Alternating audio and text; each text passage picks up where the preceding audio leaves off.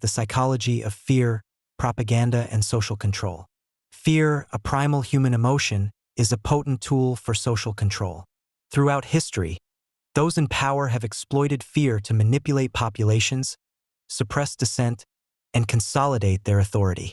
The Psychology of Fear explores how propaganda, misinformation, and the creation of external threats can be used to shape public opinion and maintain social order. This section will delve into the mechanisms of fear-based control, including the cultivation of paranoia, the use of scapegoats, and the creation of moral panics. The cultivation of paranoia involves fostering a pervasive sense of distrust and suspicion within a population. This can be achieved through constant warnings about unseen enemies, the exaggeration of threats, and the promotion of conspiracy theories. When people are made to feel constantly under threat, they become more susceptible to authoritarian control, as they seek security and protection from those who promise to provide it. This creates a climate of anxiety and uncertainty, where critical thinking is replaced by a desperate search for safety, even if it means sacrificing personal freedoms. The constant fear of an unseen enemy can lead to self-censorship, as individuals become afraid to express dissenting opinions, further solidifying the power of the manipulators. The use of scapegoats is a classic tactic for diverting public anger and frustration away from those in power and towards a vulnerable group. By blaming a specific group for societal problems, leaders can unite the population against a common enemy, thereby consolidating their own authority. This not only provides a convenient target for public resentment but also reinforces a sense of group identity and solidarity among the majority. Historically, scapegoating has been used to justify persecution, discrimination, and even genocide. It is a dangerous psychological mechanism that exploits our innate tendency to seek simple explanations for complex problems, often leading to the unjust suffering of innocent individuals. The creation of moral panics involves exaggerating a perceived threat to societal values or norms, often leading to widespread public fear and demands for stricter controls. This can be triggered by sensationalized media reports, political rhetoric, or the exploitation of existing anxieties within a population. Moral panics often target marginalized groups or new cultural trends, portraying them as dangerous or corrupting influences. The goal is to generate a sense of moral outrage that can be channeled into support for specific policies or crackdowns on perceived threats. This can lead to a suppression of civil liberties, an increase in surveillance, and a general erosion of trust within society. Understanding how moral panics are constructed is crucial for resisting their manipulative power and maintaining a rational perspective in the face of manufactured fear. #The Psychology of Deception. Lies, secrets, and betrayal. Deception, in its myriad forms, is an intrinsic part of human interaction.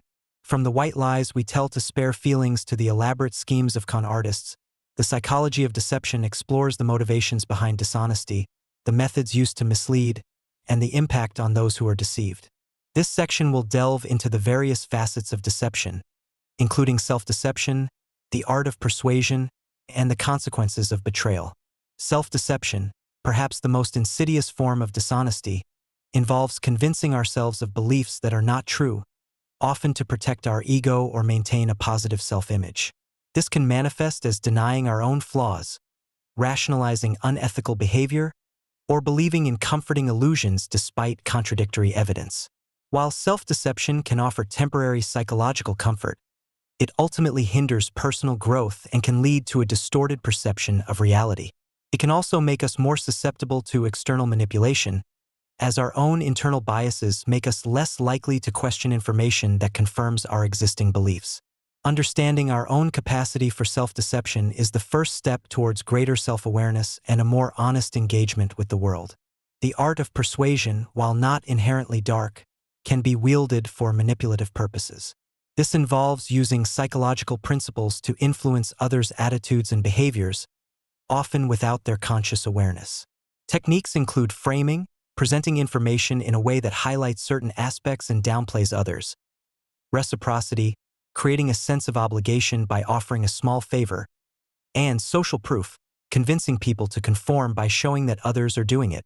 While these techniques can be used for benevolent purposes, they can also be exploited to mislead, exploit, and control. The line between ethical persuasion and manipulative deception can be thin, and it is crucial to be aware of the tactics used to influence our decisions. The consequences of betrayal, whether in personal relationships or on a larger societal scale, can be devastating. Betrayal shatters trust, leading to emotional pain, anger, and a profound sense of disillusionment. It can erode the foundations of relationships, making it difficult to form new connections or believe in the sincerity of others. On a societal level, betrayal of public trust by leaders or institutions can lead to widespread cynicism, social unrest, and a breakdown of civic order. The psychological impact of betrayal can be long-lasting, requiring significant effort to heal and rebuild trust. Understanding the dynamics of betrayal is crucial for fostering healthy relationships and building resilient communities. ###The psychology of envy and resentment. The green-eyed monster. Envy and resentment, often simmering beneath the surface of social interactions, are powerful and destructive emotions. While they may not always manifest in overt acts of aggression, their psychological impact can be profound, leading to bitterness, unhappiness, and a desire to undermine the success of others. This section will delve into the psychology of envy and resentment, exploring their origins, their manifestations, and their corrosive effects on individuals and society. Envy, often described as the green-eyed monster, is the painful emotion caused by the desire for another's advantages, possessions, or qualities.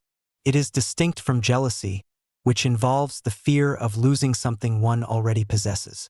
Envy arises from social comparison, where individuals measure themselves against others and feel a sense of inadequacy or injustice when they perceive others as having more. This can lead to a range of negative emotions, including frustration, anger, and a desire to see the envied person fail. While mild envy can sometimes be a motivator for self-improvement, intense envy can be destructive, leading to malicious gossip, sabotage, and a general inability to appreciate one's own blessings. It is a deeply uncomfortable emotion that often remains hidden, festering beneath a veneer of politeness. Resentment, a prolonged and bitter sense of injury or injustice, often arises from perceived slights, unfair treatment, or the success of others. It is a simmering anger that can consume an individual, leading to a cynical outlook and a desire for retribution. Unlike acute anger, which is often fleeting, resentment can persist for years, poisoning relationships and hindering personal well-being. It can manifest as passive-aggressive behavior, constant complaining, or a refusal to forgive. Resentment often stems from a feeling of powerlessness, where individuals feel unable to directly address the source of their perceived injustice, leading to a buildup of unexpressed anger. This can be particularly damaging in close relationships, as it creates a wall of bitterness that prevents genuine connection and resolution. The corrosive effects of envy and resentment extend beyond the individual to society at large. In social and political contexts, these emotions can be exploited to fuel division, populism, and a sense of grievance. Leaders may tap into existing resentments to mobilize support, pitting groups against each other and undermining social cohesion. The constant focus on what others have, rather than on collective well-being, can lead to a zero-sum mentality where one person's gain is perceived as another's loss. This can hinder cooperation, innovation, and the pursuit of common goals. Understanding the dynamics of envy and resentment is crucial for fostering a more compassionate and equitable society, where individuals can celebrate each other's successes rather than being consumed by bitterness. ###The psychology of revenge. The cycle of retribution. Revenge, a powerful and often destructive human impulse, is the act of inflicting harm or injury on someone in return for an injury or wrong suffered at their hands. While it may offer a fleeting sense of satisfaction, the psychology of revenge reveals a complex interplay of emotions, motivations, and consequences that often perpetuate a cycle of retribution. This section will delve into the various facets of revenge, exploring its psychological drivers, its societal implications, and the alternatives that can lead to genuine healing and resolution. The psychological drivers of revenge are deeply rooted in our sense of justice and fairness. When we feel wronged, there is a natural human desire to restore balance, to make the perpetrator pay for their actions.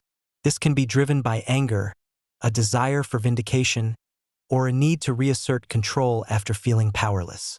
The anticipation of revenge can provide a sense of purpose and even pleasure, as individuals fantasize about evening the score. However, the actual act of revenge often fails to deliver the anticipated satisfaction. Instead, it can lead to increased distress, guilt, and a perpetuation of the conflict. The fleeting pleasure of retribution is often overshadowed by the long-term psychological burden it imposes. The societal implications of revenge are profound. In many cultures, revenge is a deeply ingrained concept, leading to cycles of violence and vendettas that can span generations. The principle of an eye for an eye can lead to an endless escalation of violence, as each act of retribution provokes a counter-retribution. This can be seen in historical conflicts, gang warfare, and even interpersonal disputes that spiral out of control. While legal systems are designed to provide a more structured and impartial means of seeking justice, the emotional pull of revenge often bypasses these formal channels, leading to a breakdown of social order. The pursuit of revenge can also blind individuals to alternative solutions, such as forgiveness, reconciliation, or restorative justice, which offer a path towards genuine healing and a breaking of the cycle of violence. Alternatives to revenge, such as forgiveness and restorative justice, offer a more constructive path towards healing and resolution. Forgiveness, often misunderstood as condoning the harmful act, is in fact a process of releasing the anger and resentment associated with the injury. It is a gift to oneself, freeing the individual from the emotional burden of bitterness and allowing them to move forward. Restorative justice, on the other hand, focuses on repairing the harm caused by a crime or conflict, involving victims, offenders, and the community in a process of dialogue and reconciliation. This approach aims to address the needs of the victim, hold the offender accountable, and reintegrate them into the community, thereby breaking the cycle of retribution. While these alternatives may be challenging, they offer a more sustainable and ultimately more fulfilling path towards peace and well-being. The psychology of prejudice and discrimination. The us versus them mentality. Prejudice and discrimination, deeply ingrained in human history, are manifestations of a fundamental us versus them mentality. They are born from a complex interplay of cognitive biases, social learning, and emotional factors, leading to the unjust treatment of individuals based on their group affiliation.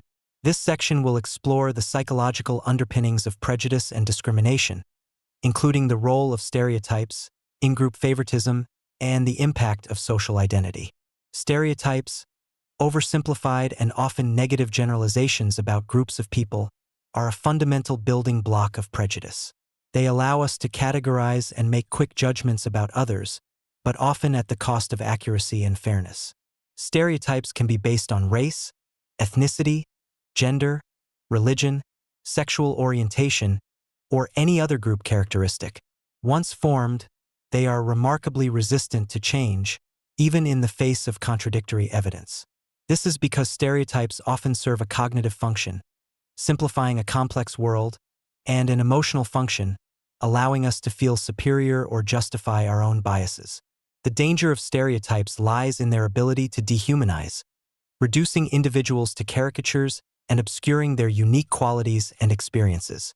They pave the way for discrimination by creating a justification for unequal treatment. In-group favoritism, the tendency to favor members of one's own group over those of other groups, is a powerful psychological phenomenon that contributes to prejudice and discrimination. This bias is often unconscious and can manifest in subtle ways, such as giving preferential treatment to in-group members, or in more overt forms, such as actively discriminating against out-group members. The desire to belong and to maintain a positive social identity drives in-group favoritism. We derive self-esteem from our group affiliations, and therefore we are motivated to view our own group in a positive light, often at the expense of other groups. This can lead to a sense of tribalism, where loyalty to one's own group overrides principles of fairness and equality. The consequences of in-group favoritism can be seen in everything from hiring practices to political polarization, where individuals are more likely to trust and support those who share their group identity regardless of their qualifications or policies. Social identity theory posits that a person's sense of who they are is based on their group membership. This theory helps explain why individuals are so strongly motivated to maintain a positive social identity, often by enhancing the status of their own group and derogating outgroups. When our social identity is threatened, we are more likely to engage in prejudiced and discriminatory behaviors to protect our group's standing. This can be seen in situations of intergroup conflict, where competition for resources or status can lead to heightened prejudice and aggression. The desire to maintain a positive social identity can also lead to conformity within groups, where individuals adopt the prejudices of their in-group to fit in and be accepted. Understanding the powerful role of social identity is crucial for developing interventions that promote intergroup harmony and reduce prejudice. The impact of prejudice and discrimination on individuals and society is profound and far-reaching. Victims of discrimination experience psychological distress, reduced opportunities, and a diminished sense of self-worth. On a societal level, prejudice and discrimination lead to social inequality, conflict, and a waste of human potential. They undermine social cohesion and create divisions that can be difficult to overcome. Addressing prejudice and discrimination requires a multifaceted approach, including education, promoting intergroup contact, challenging stereotypes, and implementing policies that promote equality and justice. It is a continuous struggle, but one that is essential for creating a more just and equitable world. ###The psychology of conformity. The pressure to fit in. Conformity, the act of matching attitudes, beliefs, and behaviors to group norms, is a fundamental aspect of human social life. While it can serve positive functions, such as maintaining social order and facilitating cooperation, the psychology of conformity also reveals its dark side. The pressure to fit in can lead individuals to abandon their own judgment, engage in unethical behavior, and even participate in harmful acts. This section will explore the psychological mechanisms behind conformity, including normative and informational influence, and the factors that strengthen or weaken its power. Normative influence refers to conformity that occurs because of the desire to be liked and accepted by others. We conform to group norms to avoid social rejection, ridicule, or ostracization. This is often seen in fashion trends, peer pressure among adolescents, or even in professional settings where individuals might adopt certain behaviors to fit in with their colleagues. The power of normative influence lies in our innate need for social connection and belonging. We are social creatures, and the threat of social exclusion can be a powerful motivator to conform, even when we privately disagree with the group's actions or beliefs. This can lead to public compliance without private acceptance, where individuals outwardly conform but inwardly maintain their own opinions. Informational influence, on the other hand, refers to conformity that occurs because of the desire to be correct. When we are uncertain about a situation, we look to others for cues on how to behave. If we perceive others as knowledgeable or experienced, we are more likely to adopt their views or actions, believing that they possess accurate information. This is often seen in ambiguous situations, such as emergencies, where people might follow the lead of others, assuming they know what to do. The danger of informational influence lies in the potential for collective delusion or error, especially if the group is misinformed or biased. The herd mentality, where individuals follow the crowd without critical evaluation, can lead to disastrous outcomes, as seen in financial bubbles or mass hysteria. Factors that strengthen conformity include group size. Larger groups exert more pressure. Unanimity, when everyone in the group agrees, it's harder to dissent. And group cohesion, the more we value our membership in a group, the more likely we are to conform. Conversely, factors that weaken conformity include the presence of an ally. Even one dissenting voice can significantly reduce conformity. Public commitment, when individuals have publicly stated their position, they are less likely to change it. And a strong sense of personal identity. Understanding these factors is crucial for fostering independent thinking and resisting undue social pressure. The dark side of conformity is evident in historical events such as the Holocaust, where ordinary individuals participated in atrocities, often citing obedience to authority or the pressure to conform to group norms. It can also be seen in everyday situations, such as bullying, where bystanders may fail to intervene due to the pressure to conform to the group's inaction. While conformity is a necessary aspect of social life, its unchecked power can lead to a suppression of individuality, a disregard for ethical principles, and a perpetuation of harmful behaviors. Fostering critical thinking, encouraging dissent, and promoting a strong sense of individual responsibility are essential for mitigating the negative consequences of conformity. ###The psychology of propaganda, shaping minds and controlling narratives.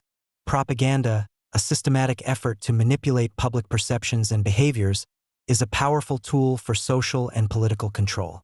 It operates by exploiting psychological vulnerabilities, leveraging cognitive biases, and crafting narratives that resonate with existing beliefs and emotions. This section will delve into the psychological mechanisms behind propaganda, including the use of emotional appeals, logical fallacies, and the creation of echo chambers. Emotional appeals are a cornerstone of effective propaganda. Rather than relying on rational arguments, propagandists often tap into primal emotions such as fear, anger, hope, or patriotism to sway public opinion. Fear-mongering, for instance, involves exaggerating threats or creating a sense of impending doom to motivate compliance or support for a particular policy. Appeals to patriotism can evoke a sense of national pride and unity, making individuals more willing to sacrifice for the collective good, even if it means supporting questionable actions. By bypassing rational thought and directly targeting emotions, propaganda can create a powerful, almost visceral, response that is difficult to resist. The emotional resonance of a message often overrides its factual accuracy, making it a potent tool for manipulation. Logical fallacies are often embedded within propaganda to create a veneer of rationality while subtly misleading the audience.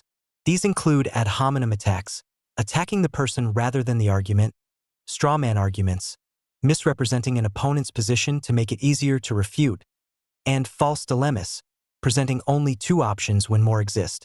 By employing these fallacies, propagandists can create a distorted reality, making their arguments appear more sound than they actually are.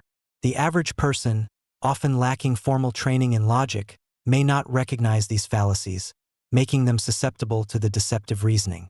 This allows propagandists to control the narrative by shaping how information is interpreted and evaluated. The creation of echo chambers, facilitated by social media and partisan news outlets, amplifies the effects of propaganda. In an echo chamber, individuals are primarily exposed to information and viewpoints that confirm their existing beliefs, while contradictory information is filtered out or dismissed. This creates a self-reinforcing cycle where biases are strengthened and critical thinking is diminished. Propagandists can exploit echo chambers by tailoring their messages to specific audiences, knowing that their narratives will be readily accepted and amplified within these closed systems. The lack of exposure to diverse perspectives makes individuals more vulnerable to manipulation, as they are less likely to question the information they receive. Breaking out of echo chambers requires a conscious effort to seek out diverse sources of information and engage with differing viewpoints, a challenge in an increasingly polarized world. The consequences of propaganda are far-reaching, impacting everything from political elections to public health campaigns. It can lead to widespread misinformation, social division, and the erosion of trust in institutions. In extreme cases, propaganda has been used to incite hatred, justify violence, and mobilize populations for war. Recognizing the tactics of propaganda is crucial for media literacy and critical thinking. By understanding how our minds can be manipulated, we can become more resilient to deceptive narratives and make more informed decisions. This involves questioning sources, cross-referencing information, and being aware of our own cognitive biases. The battle against misinformation is a constant one, but it is essential for maintaining a healthy and informed democracy. #The psychology of addiction, the chains of compulsion. Addiction, a complex and pervasive issue, is a powerful manifestation of dark psychology, revealing how our brains can be hijacked by compulsive behaviors and substances. It is characterized by a compulsive engagement in rewarding stimuli despite adverse consequences, leading to a loss of control and significant impairment in various life domains. This section will explore the psychological and neurological underpinnings of addiction, including the role of dopamine, classical and operant conditioning, and the cycle of craving and withdrawal. Dopamine, a neurotransmitter often associated with pleasure and reward, plays a central role in the development and maintenance of addiction. When we engage in pleasurable activities, dopamine is released in the brain's reward pathways, creating a feeling of satisfaction and reinforcing the behavior. Addictive substances and behaviors, however, cause an exaggerated release of dopamine, leading to an intense euphoric rush. Over time, the brain adapts to these high levels of dopamine, becoming less sensitive to its effects. This leads to tolerance, where more of the substance or behavior is needed to achieve the same level of pleasure. Eventually, the brain's reward system is rewired, and the pursuit of the addictive stimulus becomes less about pleasure and more about alleviating discomfort and avoiding withdrawal symptoms. The brain essentially becomes dependent on the external stimulus to function normally, creating a powerful physiological and psychological compulsion. Classical and operant conditioning both contribute to the development of addiction. Classical conditioning involves the association of environmental cues with the addictive experience. For example, a person who always uses a particular drug in a specific location may come to associate that location with the drug's effects. These cues can then trigger cravings, even in the absence of the substance itself. Operant conditioning, on the other hand, involves learning through rewards and punishments. The immediate pleasure derived from the addictive behavior acts as a positive reinforcement, increasing the likelihood of repeating the behavior. Conversely, the negative consequences of addiction, such as financial problems or health issues, are often delayed, making them less effective as deterrents. This creates a powerful learning loop where the immediate gratification of the addiction outweighs the long-term negative consequences. The cycle of craving and withdrawal is a hallmark of addiction. Craving is an intense, often overwhelming desire for the addictive substance or behavior. It can be triggered by internal states, e.g., stress, negative emotions, or external cues, e.g., seeing drug paraphernalia, being in a place where the addiction was practiced. Withdrawal symptoms, which occur when the addictive substance is reduced or stopped, can be physical, e.g., nausea, tremors, seizures, or psychological, e.g., anxiety, depression, irritability. These symptoms are often intensely unpleasant, and the desire to alleviate them becomes a powerful motivator to continue the addictive behavior. This creates a vicious cycle where individuals use the substance or engage in the behavior to escape the pain of withdrawal, only to reinforce the addiction further. Breaking this cycle requires significant effort, often involving professional intervention and a strong support system. The impact of addiction extends far beyond the individual, affecting families, communities, and society as a whole. It leads to health problems, financial ruin, broken relationships, and increased crime rates. The psychological toll is immense, characterized by feelings of shame, guilt, hopelessness, and a profound loss of control. Addressing addiction requires a comprehensive approach that includes prevention, treatment, and harm reduction strategies. It is a public health crisis that demands compassion, understanding, and a commitment to supporting individuals on their path to recovery. Understanding the dark psychology of addiction is crucial for developing effective interventions and fostering a society that supports healing rather than perpetuating stigma. ###The psychology of evil. Understanding the unthinkable. When confronted with acts of extreme cruelty and violence, we often struggle to comprehend the motivations behind them, labeling them as evil.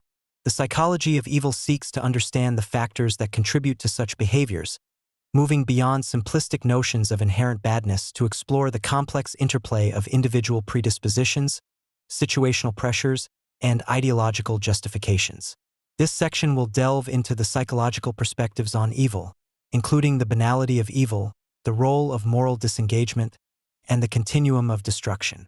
The concept of the banality of evil, introduced by Hannah Arendt in her analysis of Adolf Eichmann, suggests that horrific acts can be committed not by sadistic monsters, but by ordinary individuals who are simply following orders, conforming to group norms, or failing to critically examine the consequences of their actions. Eichmann, a key organizer of the Holocaust, was not a raving psychopath, but a seemingly unremarkable bureaucrat who meticulously carried out his duties without apparent remorse. This concept challenges the notion that evil is always extraordinary or demonic, suggesting instead that it can arise from a lack of thought, a failure to empathize, and an uncritical adherence to authority. It highlights the terrifying potential for ordinary people to participate in extraordinary evil when placed in certain social and political contexts. The banality of evil serves as a chilling reminder of the importance of individual responsibility and moral courage in the face of systemic injustice. Moral disengagement, a concept developed by Albert Bandura, refers to the psychological processes by which individuals can selectively disengage their moral self-sanctions from inhumane conduct. This allows them to commit harmful acts without experiencing guilt or self-condemnation. Mechanisms of moral disengagement include moral justification, reinterpreting harmful acts as serving a moral purpose, euphemistic labeling, using sanitized language to obscure the true nature of harmful acts, advantageous comparison, comparing one's own harmful acts to even worse ones, displacement of responsibility, attributing responsibility to authority figures, diffusion of responsibility, spreading responsibility among a group, disregard or distortion of consequences, minimizing or denying the harm caused, and dehumanization, stripping victims of their humanity. These mechanisms allow individuals to rationalize their actions, distance themselves from the suffering they inflict, and maintain a positive self-image despite engaging in morally reprehensible behavior. Understanding moral disengagement is crucial for comprehending how individuals can participate in atrocities and for developing interventions that promote ethical conduct. The continuum of destruction, a framework for understanding the progression of harmful behaviors, suggests that evil is not an all-or-nothing phenomenon, but rather a gradual escalation from minor transgressions to widespread atrocities. This continuum begins with seemingly innocuous acts, such as prejudice or discrimination, and can escalate through stages of dehumanization, aggression, and ultimately, mass violence. At each stage, psychological mechanisms, such as moral disengagement and conformity, can facilitate the progression. The continuum highlights the importance of recognizing and addressing early warning signs of harmful behavior, as seemingly small acts of injustice can pave the way for much greater evils. It also emphasizes the role of situational factors and systemic pressures in shaping individual behavior, demonstrating that even good people can be drawn into a spiral of destruction if they fail to resist the forces that push them towards malevolence. Understanding the psychology of evil is not about excusing horrific acts, but about comprehending their origins to prevent their recurrence. It requires a willingness to confront the uncomfortable truth that the capacity for evil resides within all of us, and that situational factors can play a powerful role in unleashing it. By studying the mechanisms that lead to unthinkable acts, we can develop strategies to foster empathy, promote critical thinking, and build societies that are more resilient to the forces of destruction. It is a challenging but essential endeavor for safeguarding humanity's future. Conclusion. Navigating the shadows. Our journey into the dark corners of human psychology has revealed a complex and often unsettling landscape. From the subtle manipulations that shape our daily interactions to the grand narratives of power, prejudice, and violence, the principles of dark psychology are at play, influencing our world in profound ways. We've explored the allure of control, the shadow of narcissism, the dangerous combination of the dark triad, the chilling power of obedience, the seductive lure of cults, the corrupting influence of power, the manipulative force of fear, the pervasive nature of deception, the corrosive effects of envy and resentment, the destructive cycle of revenge, the divisive mentality of prejudice, the powerful pressure of conformity, the insidious nature of propaganda, the relentless grip of addiction, and the unsettling reality of evil.